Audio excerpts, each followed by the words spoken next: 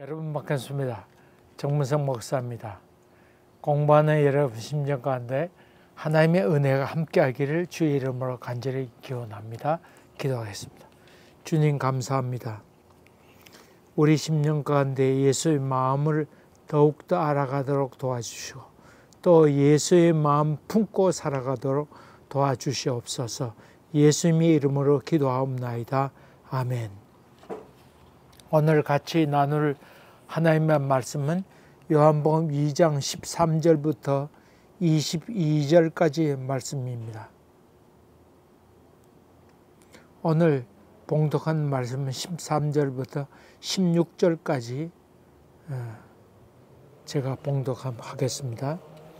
유대인의 유월절이 가까운지라 예수께서 예루살렘으로 올라가셨더니 성전 안에서 소와 양과 비둘을 파는 사람들과 돈 바꾸는 사람들이 앉아 있는 것을 보시고 노끈으로 채찍을 만드사 양이나 소를 다 성전에서 내쫓으시고 돈 바꾸는 사람들의 돈을 쏟으시며 상을 엎으시고 비둘 파는 사람들에게 이르시되 이것을 여기서 가져가라. 내 아버지 집으로 장사하는 집을 만들지 말라 하시니. 아멘. 여기까지 하겠습니다. 유월절 사건에 대한 얘기는 요한복음에는 3번 나옵니다.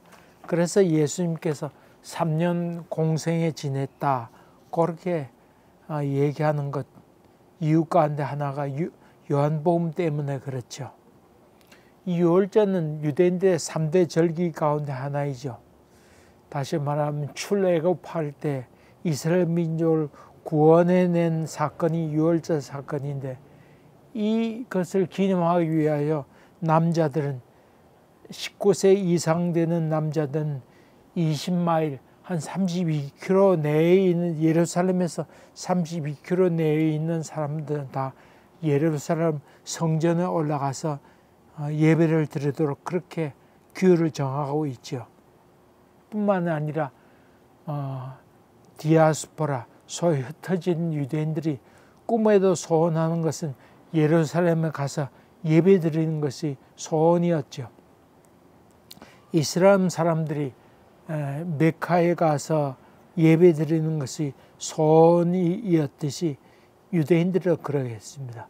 그런데 준비해야 될 것이 있었습니다. 그것은 첫째로 성전세를 바쳐야 됐으니까 성전세를 준비하는 것이고 두 번째로 예물을 드려야 될 거 아니에요.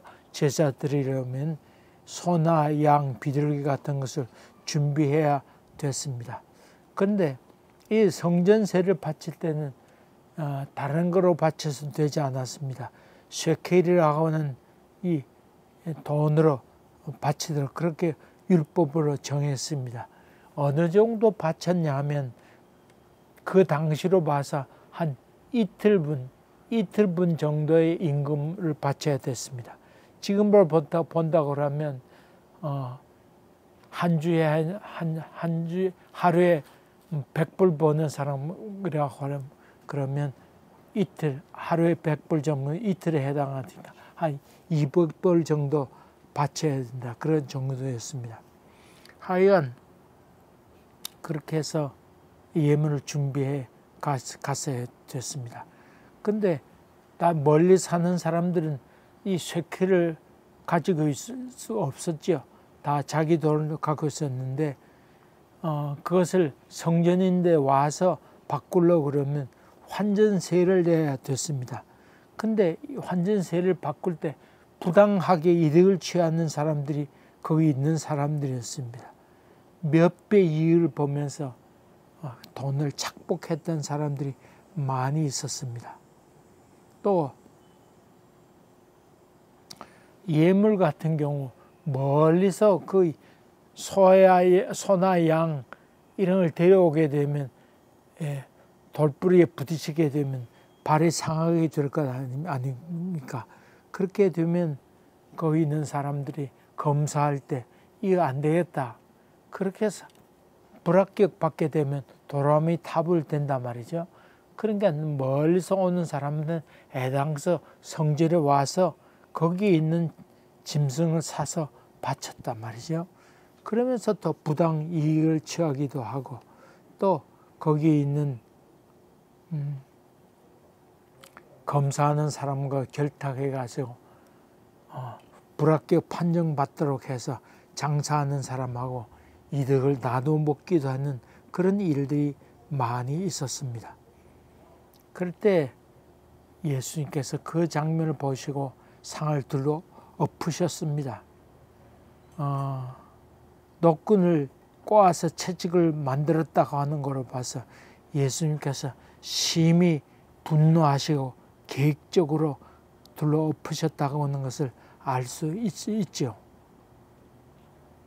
옛날 제가 부목사 시절에 신학생들이 있었는데 이 방학 기간 동안이라도 새벽 기도 인도 훈련했으면 좋겠다. 그래서 목사님께 말씀드려서 그렇게 하도록 했는데 그때 그 교회에서 뭘 했냐면 농촌에서 생산하는 농산물을 직판 거래할 수 있도록 그렇게 교회가 좀 도왔으면 좋겠다. 그렇게 해서 교회가 허락해서 농산물을 팔 수 있도록 해주었습니다. 그 장면을 보고 교회가 그 신학생을 얘기하 교회가 장사의 구례를 만들었다. 그렇게 설교했습니다. 여러분 그런데 그건 다른 겁니다. 우리가 부당 이익을 취하려고 했던 것도 아니고 농촌 살리기 위해서 그렇게 편의를 봐준 것이지 부당 이익을 취하게 한 장사꾼으로 우리가 그렇게 된 건 아닙니다. 의협심에 그렇게 설교를 했습니다만 잘 알지 못하는 것이었죠. 근데 여기 예수님께서 하신 말씀을 통해서 우리가 몇 가지 교훈 받을 수 있는 것이 있습니다. 이 성전을 강도의 구려로 만들어서는 되지 않는다고 하는 것입니다. 교회가 헌금을 막 강요하거나 건축하는데 자꾸 부추기거나 그렇게 해서 교회를 세워간다고 그러면 교회는 강도의 구렬이 되고 말죠. 직분 줄 때도 돈 있는 사람에게 직분 주어서 돈을 자꾸 내도록 그렇게 급한다고 그러면 교회는 추하게 되는 것이죠. 또 교회가 목사 성공의 수단으로 된다거나 또 어떤 장로의 직분을 받게 되어서 그런 것으로 인해서 돈을 많이 내게 하고 세상적으로 또 명예 얻고 돈을 벌게 되면 성직을 자꾸 추구하게 되는데 그런 장로를 생산하는 곳이 된다 그러면 교회는 이 성전이 되지 못하고 탐욕의 장소가 되기 쉽죠. 사찰도 그렇죠. 사찰도 그렇게 고승의 딸들은 비구니의 세계에서 아주 권력을 많이 유지하게 되는 경우도 많이 있고 학연, 외모, 학력 이런 거로 인해서 승려가 되는 것에 판단을 내린다고 그러면 그건 승가의 세계가 그렇다고 그러면 타락하는 곳이 될 수밖에 없죠. 슬픈 석가, 슬픈 예수, 슬픈 공자 그렇게 된다고 그러면 이 거룩한 것이 추하게 됐다 그렇게 볼 수 있습니다. 그렇게 되지 않도록 강도의 구례를 만들어서 되지 않다고 하는 것을 여러분이 염두에 둬야 되겠습니다. 또 두 번째로 중요한 것은 교회는 예수님께서 계시는 곳이어야 됩니다. 중심이 있어야 되는데 무엇보다 믿음이 있는 곳이어야 됩니다. 감사와 진정성이 있는 곳이 교회여야 합니다. 교회는 만민이 기도하는 집이어야 됩니다. 그런데 당신은 그렇게 되지 못했습니다. 이방인의 뜰에 있었는데 이방인의 뜰에 이 장사하는 사람이 있었습니다. 이 이방인의 뜰이 있는 사람은, 이방인은 가운데 여인이 여인의 뜰이 있었고 그 안에 이스라엘 남자들이 들어가는 뜰이 있었는데 그 안에는 제사장 들어간 뜰이 있었는데 함부로 다 들어갈 수 없는 것이었습니다. 이방인에 지금 장사하는 사람이 많이 있어서 이방인이었기에 안에 들어갈 수 없는 사람이 많이 있었습니다만은 이런 사람도조차도 그 장사하는 곳이 있어서 이 돈 혹이 가는 사람이 있었고 양의 울음소리, 소의 울음소리 이런 소리로 인해서 감히 제사도 드리지 못하는 일이 있었는데 이런 가운데서 시끄러워서 감히 제사도 드릴 수 없는 불쌍한 존재들이 그때 많이 있었다고 하는 것을 생각해야 됩니다. 그리고 교회는 배타성이 있어서 함부로 가까이 하지 못하게 하는 그런 일들이 얼마나 많이 있었는지 모릅니다.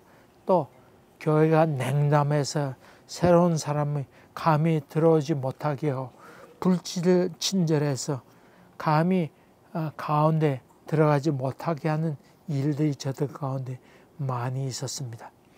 제가 교육전도 시절에 봉화현 교회에 있었는데 그 봉화현 교회는 어디서 개척한 교회였냐면 영세교회라고 하는 곳에서 개척한 교회였습니다. 영세교회는 그 김종수 목사님이 세운 교회였습니다. 그 영세교회는 교회 세울 때 빚을 내서 교회 짓지 않았습니다. 헌금이 들어오는 대로 한쪽 벽을 짓고 그 다음에 또 헌금 모아진 대로 다음 벽을 짓고 이렇게 해서 오랜 시간을 걸쳐서 교회를 세우게 되었습니다. 그 교회는 오래전부터 교회 헌금할 때 헌금자를 돌리지 않았습니다. 김종수 목사님이 영세의 교회를 개척하고 이렇게 신방했는데 새로운 교인이 와서 얼마 다니다가 오지 않아서 신방 가서 보았더니 헌금 자러 왔는데 드릴 헌금이 없어서 아주 난처해서 더 이상 교회에 가지 못하겠다 하는 이야기를 듣게 되는데 그 이후부터 교회 헌금통을 입구에 두어서 누구는 들어올 때 헌금하고 없으면 그냥 들어와도 되도록 그렇게 만들었습니다. 그렇게 해서 영서의 교회가 세워지게 되었습니다. 참 제가 크게 감동받았던 교회가 그 김종수 목사입니다. 참 제가 개척할 때 그분이 오셔서 세례를 베풀기도 하고 그러셨는데 이렇게 오시게 되면 그 제가 교육 전도사 시절이었는데 전도사님 제가 수고가 참 많습니다. 그렇게 저 껴안아 주는 것이 지금도 생생하게 기억합니다. 그렇게 해서 교회는 예수를 만나는 곳이다. 그렇게 말씀해 주셨습니다. 요즘 보면 교회가 동성애 문제에 인해서 교단 탈퇴하고 그런 난리 법석치는 경우도 봅니다. 여러분, 동성애자 문제에 대해서 저는 이렇게 생각합니다. 우리가 교회가 동성애 지지하는 것 아닙니다. 그런데 한 가지 알 것이 있는데 동성애자도 교회에 들어와야 된다고 하는 것입니다. 교회에 와서 그들로 예배 드릴 수 있는